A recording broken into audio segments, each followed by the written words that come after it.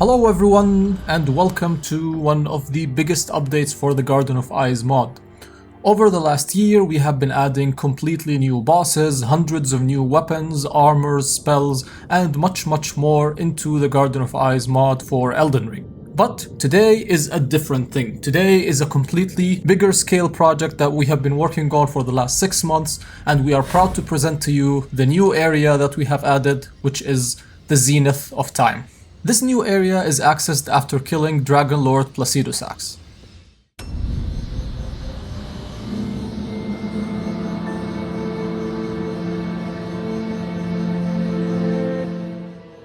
Now, in making this area, we've wanted to offer a complete reimagination and restoration of past From Software cut content into Elden Ring in a way that would fit within the world and the level design of the game, as well as the different standard and graphics, as well as creating a completely new lore and faction and story, and even a new location, which will be the first place that you will arrive to, which is the Temple of Eyes.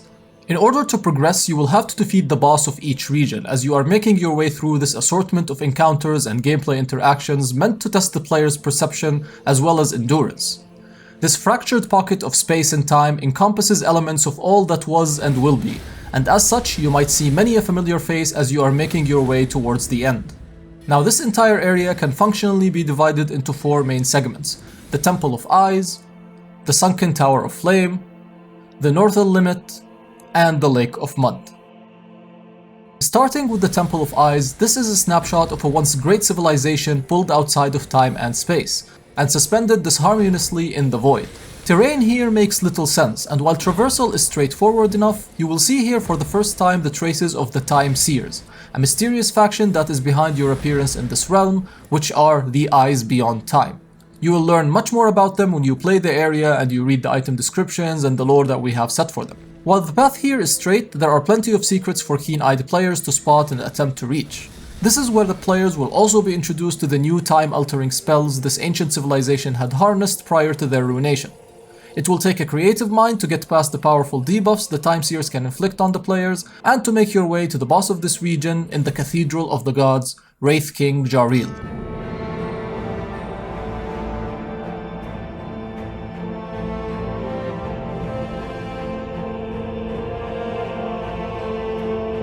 Wraithking Jareel is a reimagination of one of the very first cut content that we have actually learned from Dark Souls 1. Now, we won't go in depth on the design of each of these bosses, but we will mention largely the main design concept behind each of them. And as such, Jareel started out as a boss that was meant to jump around a lot, and for players to strafe around these jumps and make use of positioning to deal with him. In the second phase, he will also bring along the Vestige of the Old, a Dark Wraith summon that will pop in and out during specific attacks to disrupt the ebb and flow of the fight. Now, you might be wondering, why are we fighting these reimaginations of bosses, and why is there a certain statue as well there? Now, the idea is that this quote-unquote garden of monumental errors and a paradoxical archives of forgotten histories and discarded realities. You will learn more and more as you play in the area, and you will learn about the lore of what happened in those timelines.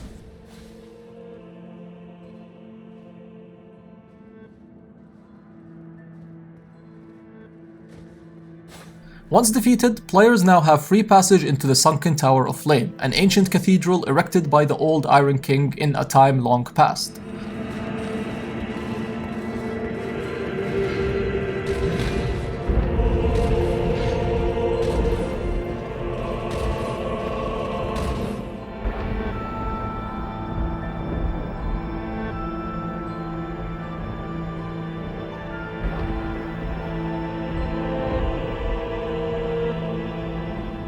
This is also a reimagination of a cut content for the Iron Keep that was in Dark Souls 2, where it had sort of a much bigger castle with a very familiar atmosphere that sort of felt like it was linked with Hades Tower of Flame, so we tried to reimagine the entire thing by merging the idea of the two areas together into a completely new concept, even gameplay-wise. This region is essentially divided into 6 platforms that serve as hotspots for player interactions. The main platform houses the Grace, where players will rest and prepare for incursions. Then come 3 consecutive platforms that house a series of trials that eventually culminate into the final platform that houses a boss fight.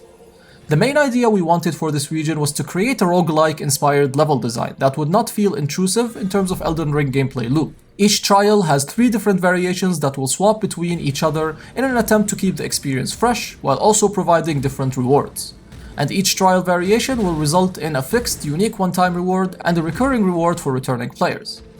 The progress between these trials is not saved, and you must complete the entire area in one go as per the spirit of a roguelike, but with the caveat that there are many different ways to deal with the trials that not always involve combat. From traps that can be used to kill enemies to friendly fire, these trials have been fine-tuned to provide an adequate level of challenge without them being too big of an impediment for the player. Alternatively, you might have noticed we said 6 platforms, but we only listed 5. That's because there is a middle platform that can only be accessed once you defeat the first trial.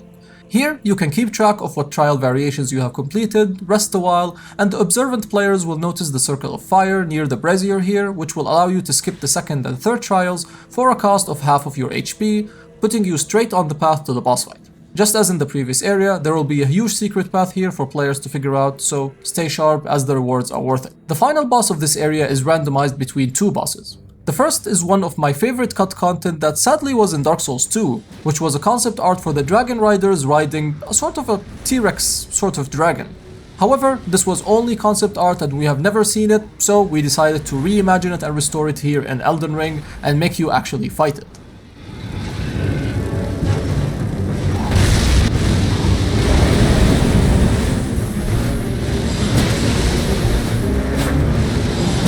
The second is the Champion of Alonne, which is a new character that we have created, which is one of the strongest warriors of Alonne. Now when you fight this boss, you will notice that it is very fast paced, similar to the iconic Sir Alonne boss fight from the old Iron King DLC. And he will surprise you with some attacks that you might not be expecting, and it's very enjoyable to fight.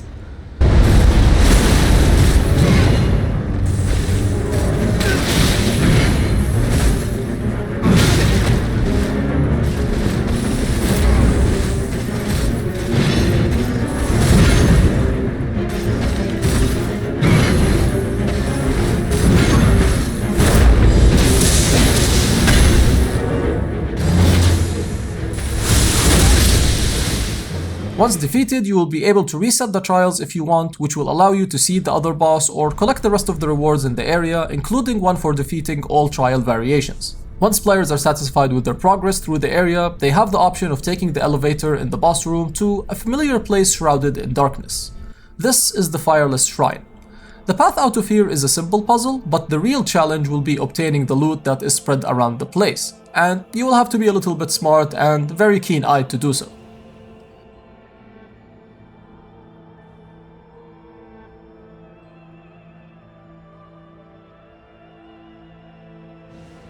And once you leave the shrine, you will be welcomed by a snowy expanse, the Northern Limit.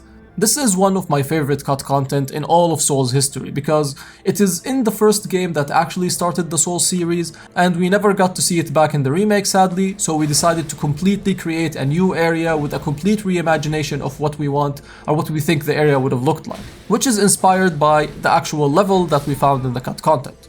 Legends say that King Alonne had a lot to do in this area regarding the demons, and you will see traces of his influence everywhere. There are 2 main puzzles in this area, finding all of the hidden chests that contain an armor set, and the main puzzle which is barring progression, feeding enough souls to the Archstones until they allow you to activate a contraption that will have you progress to the next area. Spread around the area, you will find the remnants of those Archstones, and you will need to fill them with souls of the enemies that you find around the area.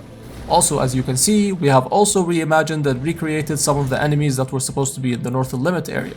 And after you are done with filling up all of the Archstones, you will need to face the final trial, which is needed to restore the broken Archstone of the Giants.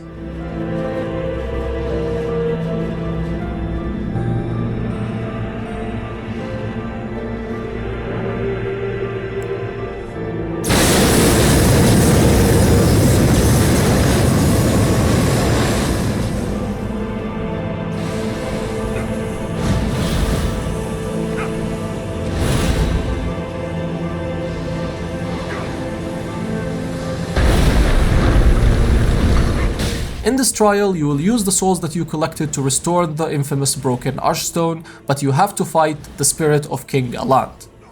This is a timed boss fight, so you can't actually kill the boss, but you need to survive against his attacks. And here, he is not using only one sword. He is using Soul Brand and Demon Brand, and you will find that he also uses attacks where he mixes them together, and it will basically require you to be very focused in order to survive this encounter. After clearing the grey fog and proceeding to the next area, you will reach the Lake of Mud, which is essentially a corridor to a boss fight, Apothio.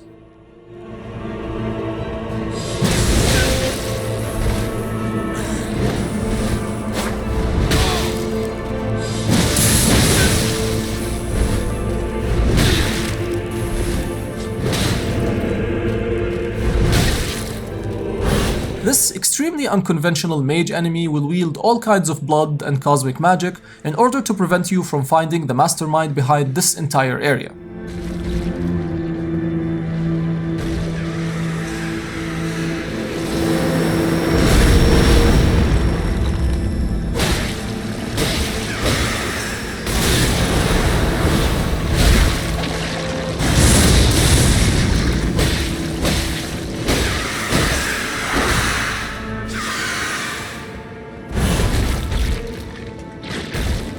Now, true Garden of Ice fans will know what is this exactly referencing, and if you do know, make sure that you put it in the comments and tell other people if you are familiar with the concept. I would be really glad to see how many people actually get this reference. And once Apothio is conquered, players will be allowed to warp to the Zenith of Time, the point of absolute perspective and existence, the lair of the Grand Seer Sana.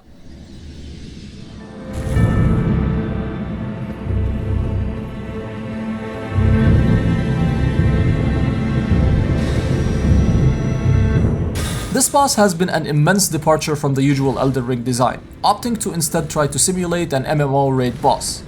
As such, when you enter, you will surprise him while he's casting a spell meant to hurt the 4 seers located on top of pillars in the arena. The main gimmick of the fight is this: if allowed to cast this spell, he will deal damage to the nearest seer, but if he casts it in an empty quadrant, he will redistribute the damage equally between the remaining seers, as well as gain a massive resistance buff for a short duration, effectively discouraging camping an empty quadrant. The combat here will involve naturally shifting the boss fight around the arena so as to prevent any one seer from being killed. After a certain amount of time of allowing the seers to cast their spells, they will activate one by one and target the boss with a powerful temporal attack in their attempt to seal it. Now, it is important to note that the boss can absolutely be fought without engaging with this entire gimmick, provided you come here with the adequate build that the area will be preparing you with. All these time anomalies, after all, exist outside of order. There are indicators halfway through and the start of the casting for the boss so you can prepare him for the right quadrant. Additionally, while Sana doesn't have unique phases, he will constantly switch time debuffs on the player that last 60 seconds, slowing the player down, speeding them up, and sometimes both. And they are all color-coded in order to make it easier to tell friend from foe in this chaotic situation.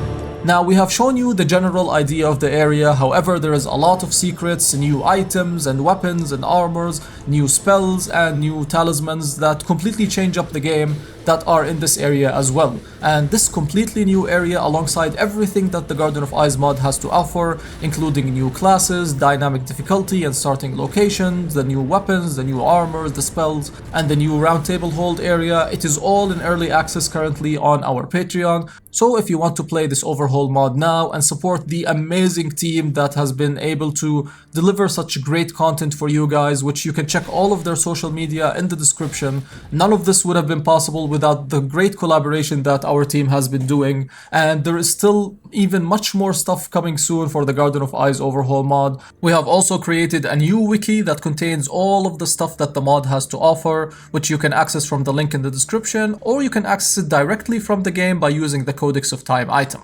So make sure to subscribe for our channel and subscribe to our Patreon to get early access, and like this video and share, and we hope we will see you later. Bye bye.